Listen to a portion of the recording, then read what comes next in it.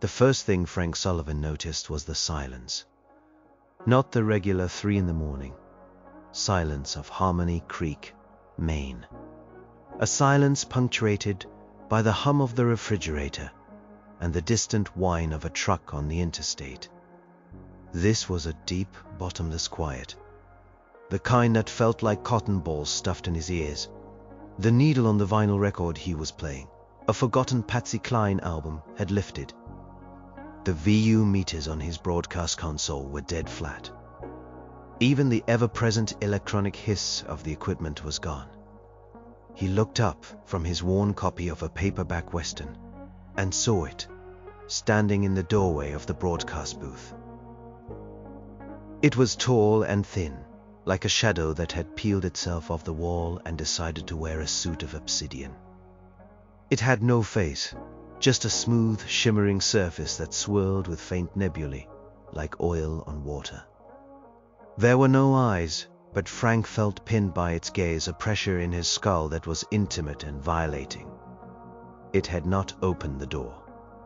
It was simply there, one moment not. The next moment was. Frank's heart, a tired old machine that had been through 1 divorce and 2 angioplasties, hammered against his ribs like a trapped bird. The creature, the thing, glided into the room. Its feet, if it had them, made no sound on the dusty linoleum floor. It stopped on the other side of the console. A voice entered Frank's mind. It wasn't sound. It was information, downloaded directly, cold and efficient. It is in T-Zine, Frank Sullivan. You are a communication node for this territory. You will suffice. Frank's mouth was dry. He tried to speak, but only a squeak came out. He swallowed, the sound like sandpaper. Who are you? We are the adjudicators. This planetary system, designation Sol -3, referred to by its occupants as Earth, is in arrears. Frank stared. Arrears. It was a word his ex-wife used to use about the car payments. Arrears for what? The promissory note of emergence. Your species achieved sapience through a seeded catalytic event. A loan of cosmic energy. The terms were simple. You were to mature, harness the planetary energies, and repay the initial investment with interest, becoming a contributing asset to the Galactic Commons. The voice was devoid of malice or anger. It was the voice of an accountant stating a fact. You have failed. The thing gestured with a long 3-fingered hand, and the wall of the studio dissolved. Not into dust, but into a perfect, star-dusted view of the galaxy. Frank saw spiral arms and glowing dust clouds. He felt a vertigo so profound, he gripped the edge of his console to keep from falling. You have not harnessed your world. You have poisoned it. You have not united. You have splintered. Your primary energy output is not creation. It is conflict. It is anxiety. It is entropy. A specific image flooded Frank's mind. A starving child in a desert. A polar bear on a melting ice floe. A mushroom cloud blooming over a city. It wasn't a slideshow. It was the feeling, the raw, unfiltered agony of each event, poured into him like acid. He gasped and recoiled, clutching his chest. The debt has been called. The asset is non-performing. The liquidation of the biosphere has been authorized. Liquidation, Frank whispered, the word tasting like ash. You mean you are going to kill us all? The term kill is an emotional qualifier. We are balancing an account. We are foreclosing on a failed investment. The process will be efficient. All biological matter will be rendered down to its base elements. The planet will be sterilized and left fallow for a future, more promising project. Frank's mind, reeling from cosmic shock, snagged on one small stupid detail. The way it said project. like they were a subdivision that had gone belly up. All of human history, all the love and war, Shakespeare and the Beatles, just a failed business venture. The process will commence in 7 of your local days. This is your period of notification. Why tell me? Frank's voice was hoarse. Why a washed-up DJ in the middle of nowhere? Your node is active. It reaches a significant portion of the local population. Maximum dissemination with minimal effort. It is efficient. The swirling nebulae on his face seemed to pulse. Announce our judgment. Prepare your species for collection. The wall shimmered and became a wall again, covered in old band posters and coffee stains. The thing was still there, a pillar of darkness in the small, shabby room. No, Frank said. It was a stupid, pointless act of defiance, a mouse roaring at a hawk. The adjudicator tilted its head, a gesture of mild curiosity. The response is noted, but it is irrelevant. And then it was gone. The silence vanished, replaced by the familiar hum and hiss of the station. Patsy Cline started singing again, right in the middle of a lyric about a broken heart. Frank sat shaking in his chair, the cold sweat on his skin feeling like a layer of ice. He looked at his microphone, the simple tool of his trade. He was supposed to use it to announce the end of the world. The Galactic debt collectors had come for Earth. He looked at his trembling hands, the liver spots stark against the pale skin. And he, Frank Sullivan, failure, debtor, and late-night DJ, was the appointed town crier for Armageddon. The second chapter of Earth's final story began, not with a bang, but with a quiet, creeping dread. The day after the adjudicator's visit, Frank did what he was told. He didn't know what else to do. At 6 in the morning, right after the national news feed, he leaned into his microphone, his hands shaking so badly he had to clasp them together. He told the story. He didn't embellish. He just reported it. His voice flat and tired, the way he reported road closures or school cancellations. He told them about the adjudicator, the debt, the liquidation. He told them they had 7 days. The reaction was predictable. First, a flood of calls from cranks and conspiracy theorists, thrilled to have their wildest fantasies validated. Then came the worried calls from his regulars. Old Mrs. Gable thinking he'd finally lost his marbles. Sheriff Brody asking if he'd been drinking on the air again. By noon, the story had been picked up by a state news aggregator. By 3, it was on national news channels, a bizarre human interest piece from the backwoods of Maine. By sunset, the world was laughing at him. Frank Sullivan, the doomsday DJ. Frank didn't care. He sat in his studio, watching the sun dip below the pine trees, feeling the adjudicator's presence like a low-grade fever. He knew it was still here somewhere watching. The world could laugh all it wanted. They hadn't stood in that room. They hadn't felt that voice inside their head. The next morning, the laughter stopped. It happened at 9:15 a.m. The adjudicator had promised a demonstration of its power, a small token to ensure compliance. Frank was on the air, playing a request for a caller named Mary, who wanted to hear some Johnny Cash. Suddenly, every phone in Harmony Creek rang at once. Frank's own line lit up. He put it on the air. It was Sheriff Brody, his voice tight with a confusion that bordered on panic. "Frank," he said, "something's wrong. Something's gone." "What's gone, Bill?" Frank asked, his blood turning to ice. "I don't know," the sheriff said, and the uncertainty in his voice was more terrifying than any scream. "The old oak tree, the one in the town square. It's not there." Frank looked out his window. The station was on a hill overlooking the town. He could see the town square perfectly.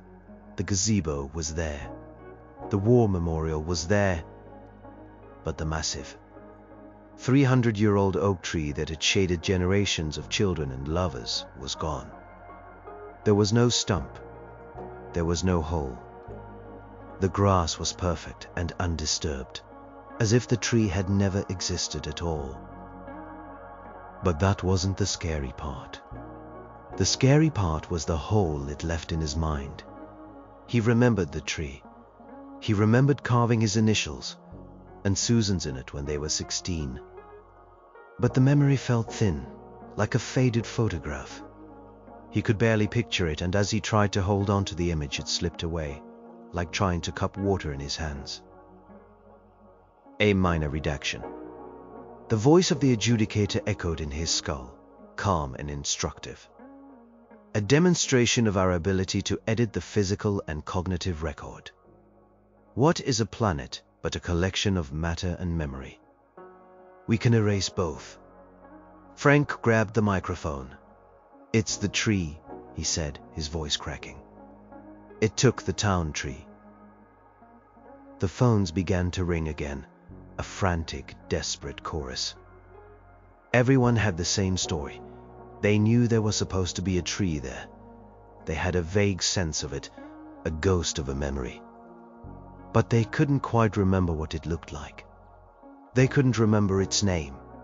It was a word on the tip of their tongue they could never quite find. The feeling of that mental absence was maddening. It was like an itch in the center of your brain you could never scratch. People were pouring out of their houses, standing in the town square, staring at the empty space, a look of profound, unsettling loss on their faces.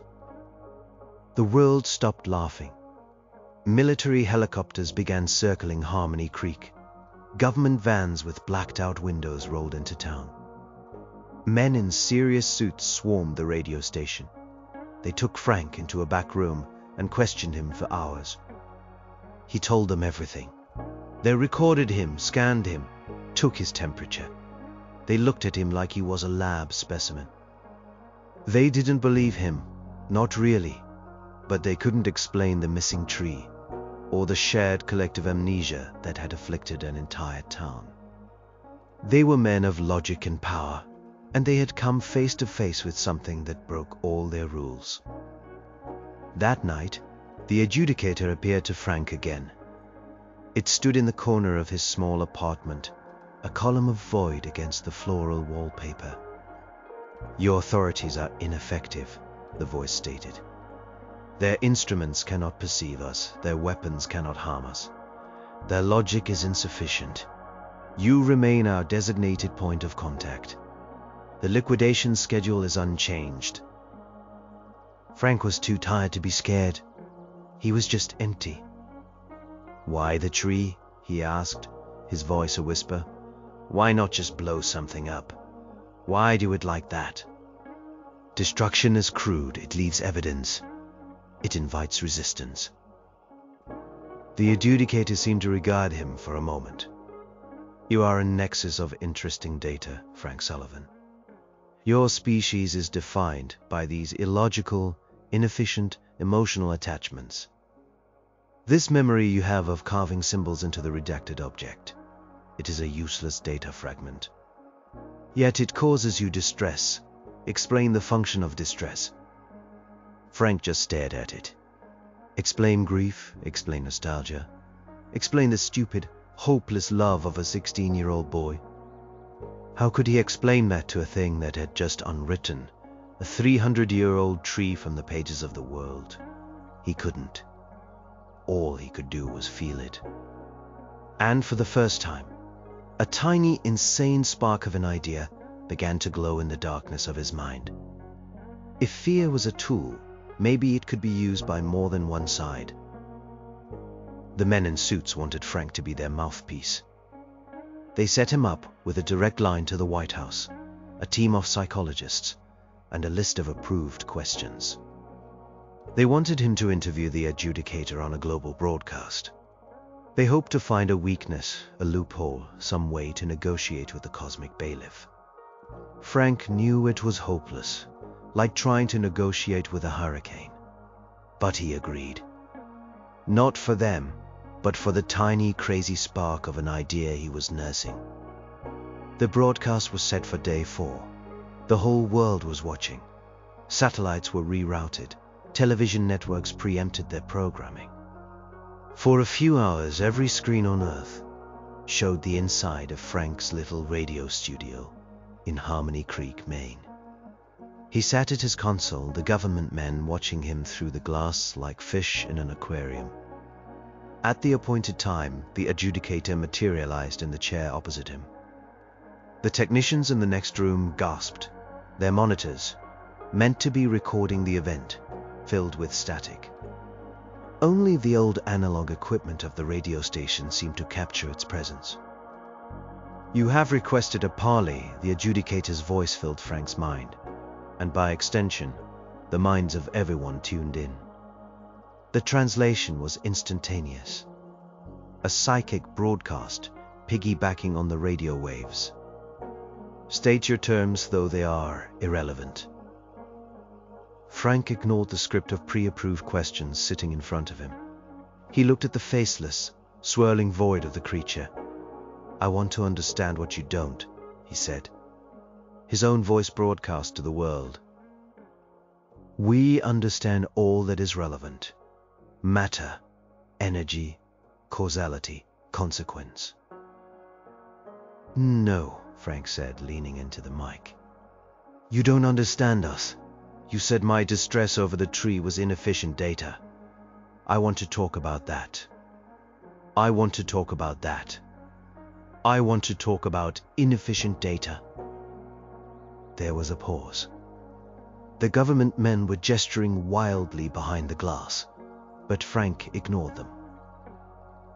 "Proceed," the adjudicator finally said. The word held a flicker of something new, not emotion. Clinical curiosity. "I was scared of heights, always have been. Stupid, right? A grown man. But she looked at me with these big, wide eyes, and she was so excited. So I said yes." He could feel the memory not as a thought, but as a place he could go back to. The smell of popcorn and cotton candy. The loud, cheerful music of the Midway. The rusty groan of the Ferris wheel machinery. "We got to the top," Frank continued, "and the whole thing just stopped. We were stuck up there, swinging in the wind. I was terrified. My palms were sweating. My heart was hammering. But Lily, she wasn't scared. She just laughed.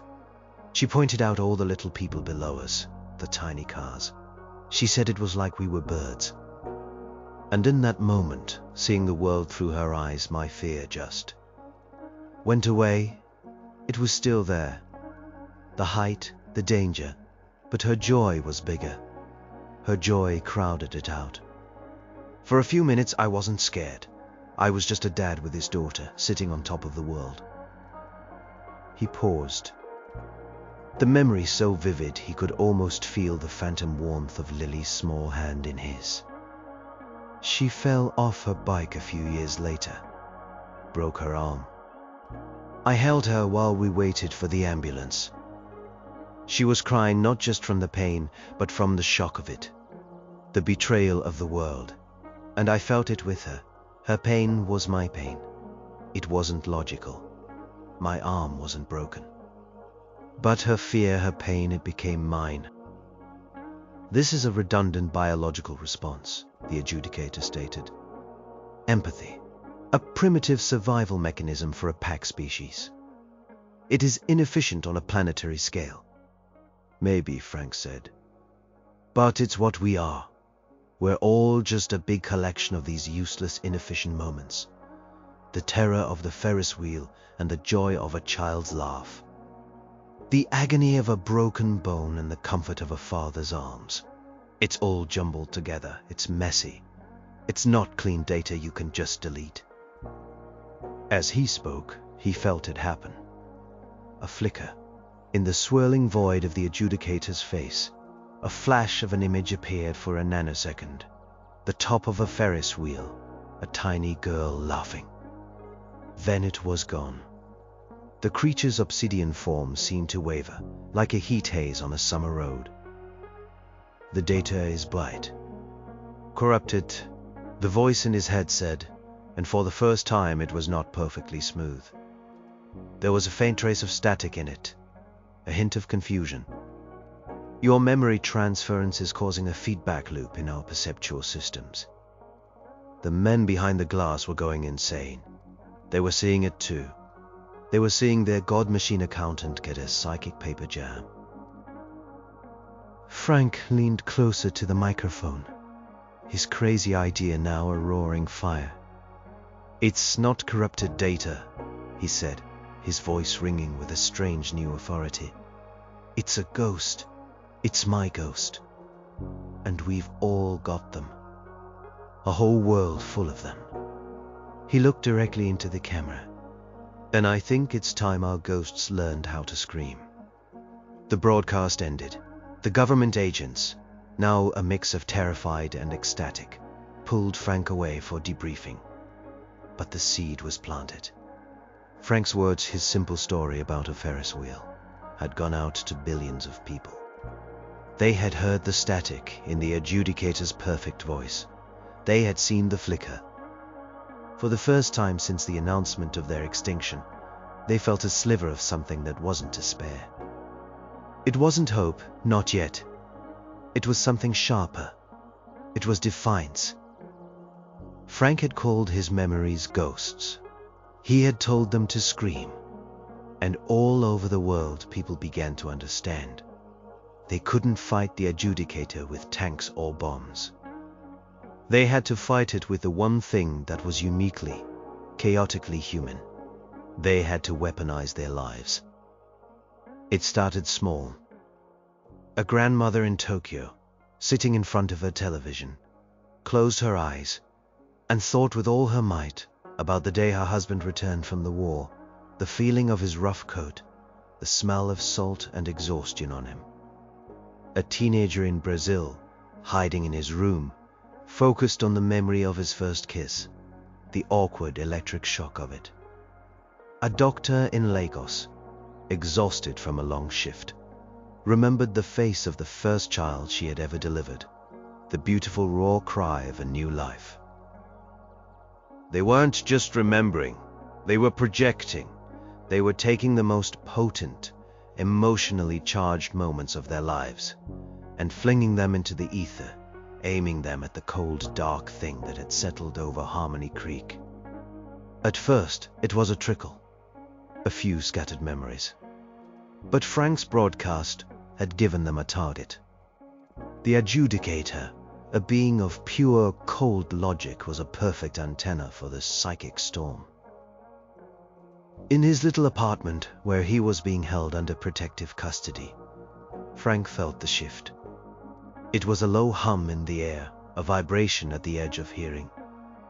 The adjudicator was no longer in his room, but he could feel its presence over the town, a focal point for the gathering storm. He closed his eyes and added his own ghosts to the choir. He thought of his father, teaching him to fish on Sebago Lake, the patience in the old man's hands as he baited a hook. He thought of his wedding day, the terror and joy so mixed up he thought he would explode. He thought of holding his daughter Lily for the first time, a bundle of warmth in impossibly small fingers. He didn't just remember the facts. He dredged up the feelings. The scratchy wool of his father's sweater, the taste of cheap champagne, the overwhelming, illogical wave of love for this tiny, helpless creature. He poured it all out. The adjudicator began to falter. It was still in Harmony Creek, a silent, dark pillar near the now empty space where the oak tree had been. But it was no longer solid. Its form shimmered constantly. Ingage, phantom and fleeting, flickered across its surface.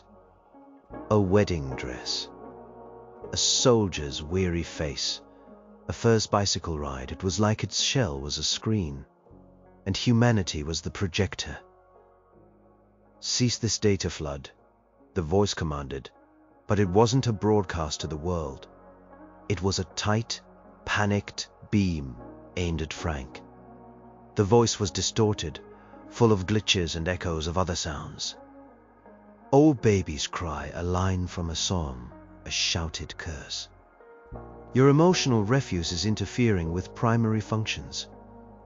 "It's not refuse," Frank whispered to the empty room. "It's us." The government men didn't know what to do. Their instruments were going wild. They were detecting massive, unexplainable bursts of psychic energy converging on this one small town in Maine. They saw the adjudicator flickering on their screens and were terrified. They had wanted to find a weakness, but they hadn't anticipated this. They hadn't anticipated that humanity's greatest weakness, its messy, irrational, emotional core, could be its greatest weapon. The people of Harmony Creek were at the epicenter. They lived with the adjudicator's presence day and night. The psychic pressure was immense. They began to share memories with each other. Old Man Hemlock, who ran the hardware store, would suddenly get a vivid flash of Mrs. Gable's 7th birthday party from 1958. Sheriff Brody, sitting in his cruiser, would suddenly smell the phantom scent of sawdust from a memory of his father's workshop. A memory that wasn't his. The town was becoming a soup of shared experience, a collective consciousness of joy, pain, and regret. And all of it was battering against the adjudicator's logical mind, like a relentless tide. It had come to foreclose on a planet. Instead, it was being drowned in the messy, contradictory, beautiful and terrible ocean of what it meant to be human. The echo, as Frank had called it, was becoming a tidal wave. The infection, as the adjudicator perceived it, was relentless. It was a virus made of feelings, a plague of ghosts. The creature of pure logic had no immune system for this. Its mind, designed to process quantifiable data and execute immutable laws, was being flooded with the unquantifiable. How do you assign a numerical value to the bitterness of a betrayal? What is the energy cost of a mother's grief?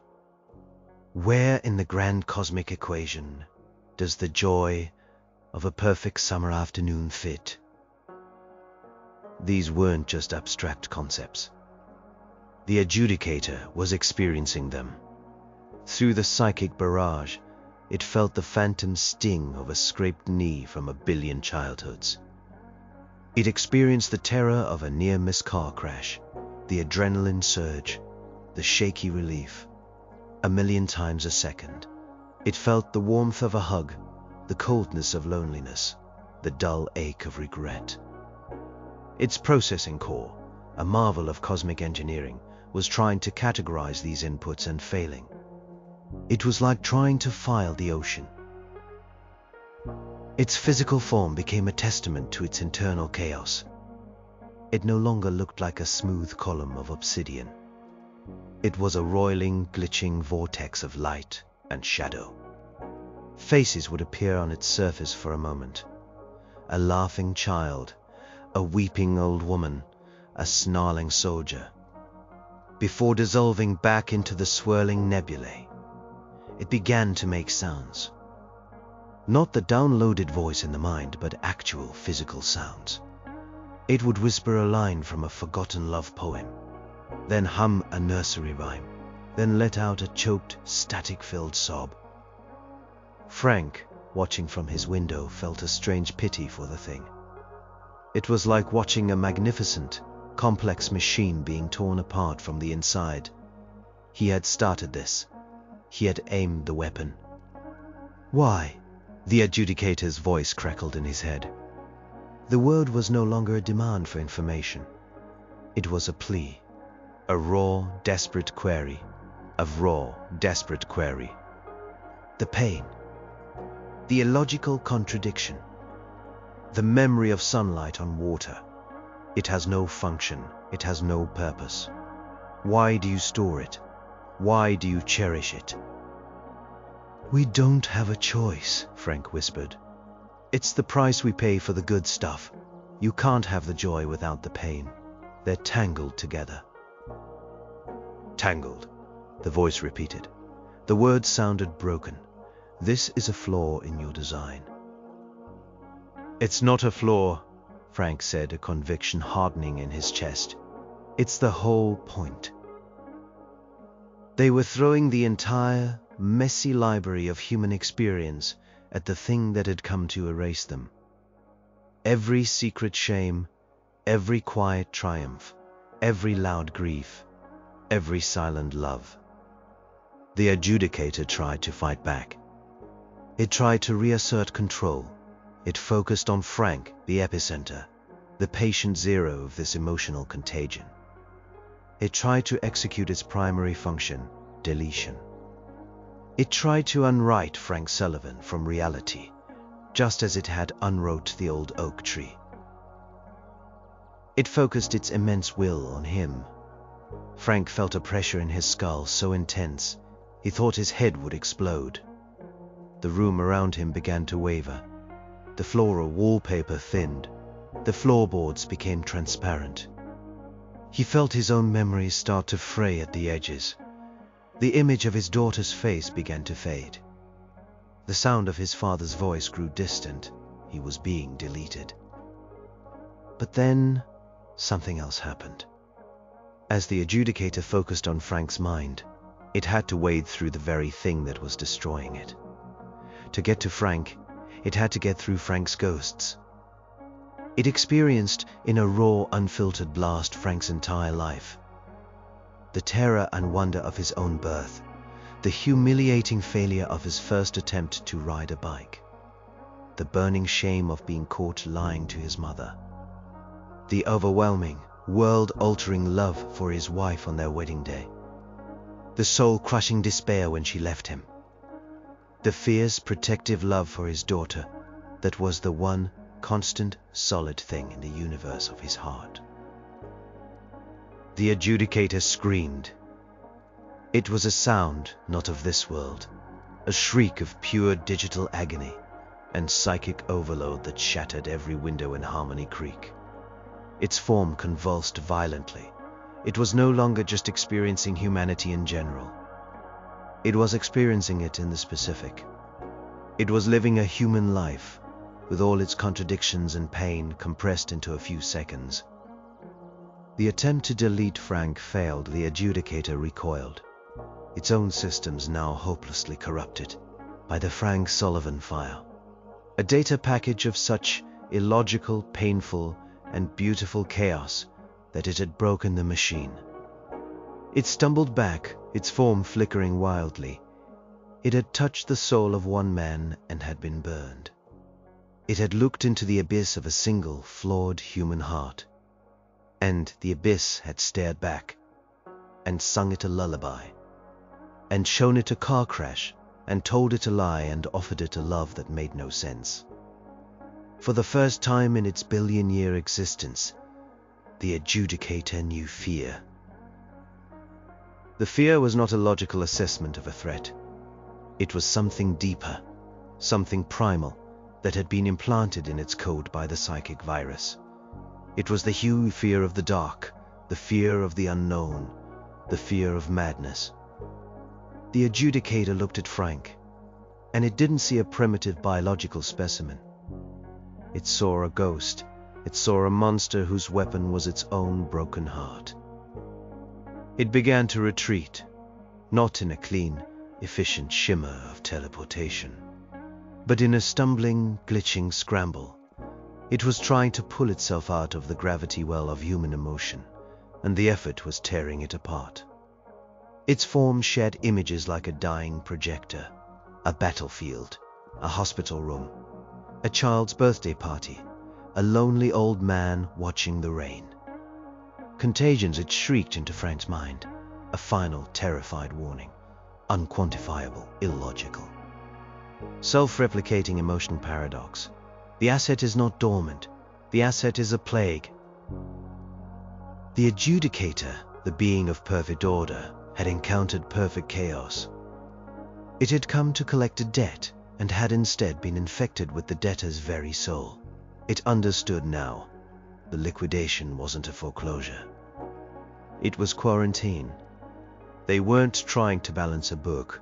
They were trying to sterilize a disease. And now, it was carrying that disease back with it. It had looked upon humanity, and humanity had looked back and planted its own beautiful, terrible madness right behind the adjudicator's non-existent eyes. Its retreat was a desperate escape. The adjudicator, let's call it Xyla, as that was the closest phonetic approximation of its designation, was no longer a confident accountant. It was a patient fleeing a plague ward. It pulled its fractured consciousness from Harmony Creek, from Earth's psychic sphere, with the tearing sound of reality ripping. For a moment, the sky above the town warped, showing a glimpse of a place that was not a place, a dimension of cold, perfect, crystalline structures. And then Xyla was gone. A profound silence fell, not the dead silence of its arrival, but a real, natural quiet. The hum of a billion minds projecting their ghosts faded.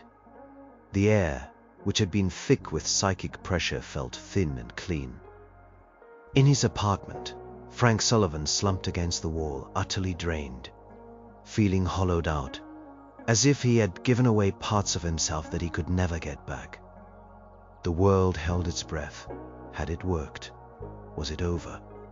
For a full day, nothing happened. The men in suits were frantic, their instruments showing a complete lack of anomalous energy. The planet waited. Then, on the 6th day, the day before the scheduled liquidation, a second one arrived. It didn't appear in Frank's studio. It materialized high in the atmosphere. A presence so vast and powerful, it made Xyla seem like a mere clerk. This one felt different. Colder, if that was possible. More absolute. If Xyla was an accountant, this was the CEO. Its voice entered the mind of every human on the planet simultaneously. It was not a conversation. It was a judgment. We are the adjudicators. We have received the report of Unit Xyla. The voice was pure, clean, with none of the static or glitches that had afflicted its predecessor. The unit is compromised. It has been quarantined. Its data logs are a chaotic paradox, inconsistent with all known laws of physics and information theory. It speaks of pine. It generates illogical simulations of non-existent sensory input. It has been infected by your anomaly. A wave of cold terror washed over the planet. They had broken the first one, yes, but they had only proven that they were a disease. And what do you do with a disease? You eradicate it. The nature of your default has been re-evaluated. The new adjudicator, which designated itself as core, continued. It is not a failure to produce. It is a failure of form. Your consciousness is a rogue variable, a cancer of irrationality. The initial plan of liquidation was insufficient. Simple elemental reclamation would not erase the psychic stain you would leave behind.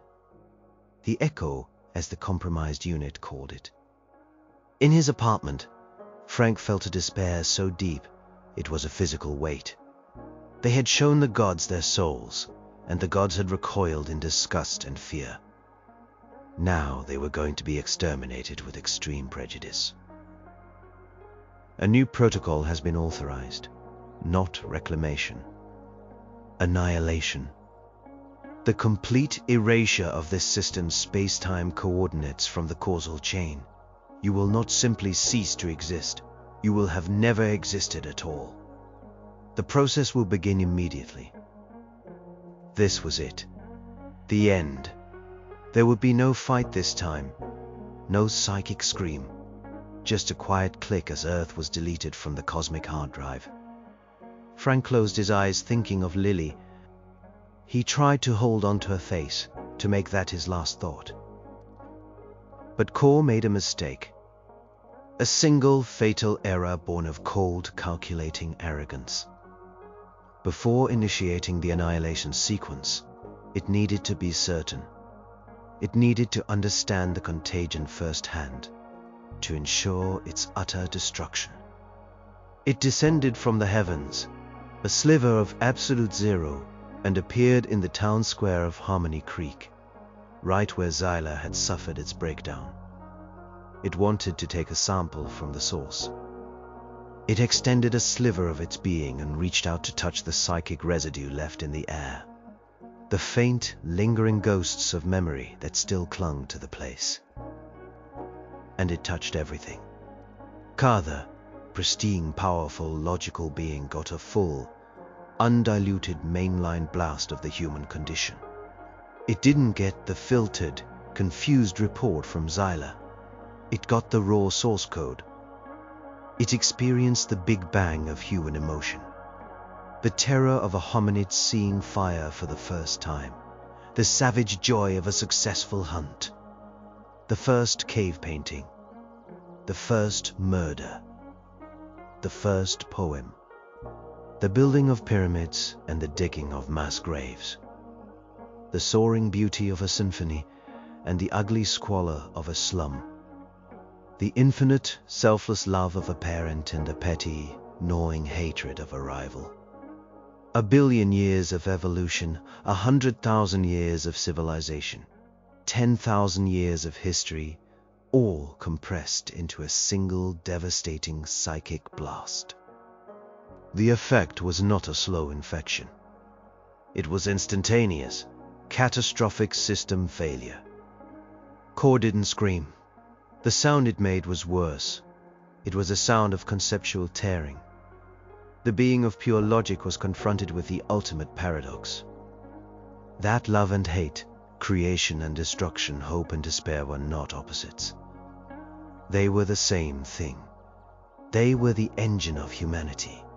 A chaotic, self-fueling fusion reaction. Of pure, glorious, terrifying madness. It saw Frank's memory of the Ferris wheel, but it also saw the engineer who designed it, the welder who built it, the carny who ran it, the child who was too scared to ride it. It saw all the lives that intersected with that one simple moment. It saw the tangled, messy, inescapable web of connection that was humanity. And it understood. It understood that humanity wasn't a failed asset. It was a successful virus. It wasn't a debt. It was a trap. Their consciousness wasn't a product. It was a weapon of mutual assured destruction. To erase humanity would be to absorb its ghost, and to absorb its ghost was to become it. To kill the monster was to become the monster. Core recoiled. It ripped its consciousness away from the psychic quagmire of Harmony Creek with a violence that cracked the sky. High above the earth, its vast, perfect form flickered once, twice, and then it fled. It fled back into the cold, clean, logical spaces between the stars, taking with it a new and terrible knowledge. It had looked into the human soul and had seen a reflection of a kind of chaos that could unravel creation itself. The retreat of the second adjudicator was not quiet. It was a panicked flight. As Core fled the solar system, it sent out a single system-wide broadcast. Not to Earth, but to its own kind.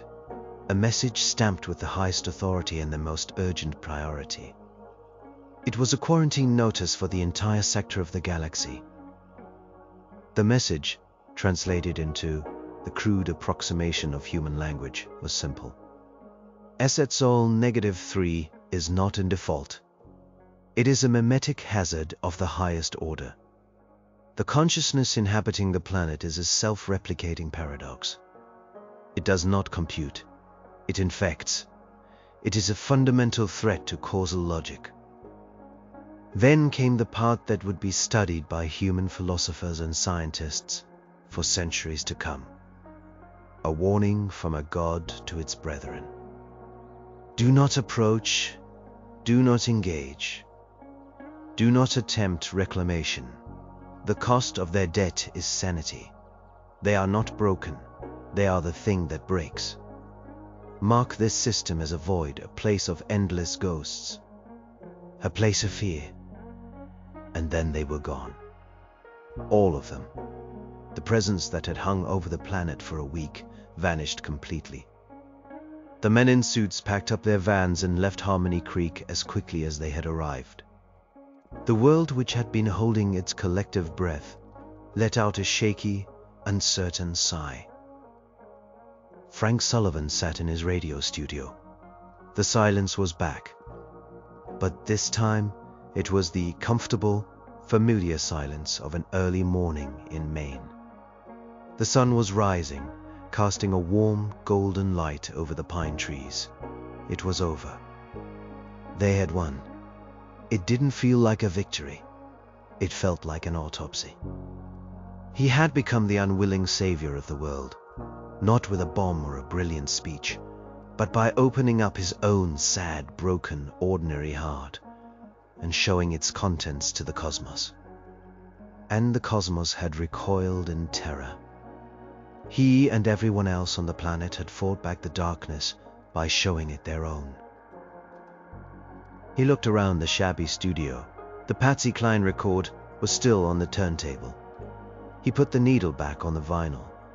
Her voice, full of heartache and longing, filled the small room. It was just a song about a broken heart, a piece of useless, inefficient data, but it was the most powerful weapon in the universe. He leaned into the microphone, not to broadcast to the world, but just to speak into the quiet. This is Frank Sullivan from WZON in Harmony Creek, he said, his voice raspy and tired. It's a brand new day. Humanity was safe. The Galactic debt collectors had come for Earth, for its resources, for its very matter. They left with nothing they could carry, nothing they could quantify. They left with a seed of human madness planted in their own perfect logical minds. They left with a story they could never unhear, a feeling they could never unfeel. They left with nothing but fear. And for the first time, humanity looked at itself, at its own messy, tangled, beautiful, and terrifying soul, and was afraid too. They were the monsters. They had always been the monsters. And now, the rest of the galaxy knew it too.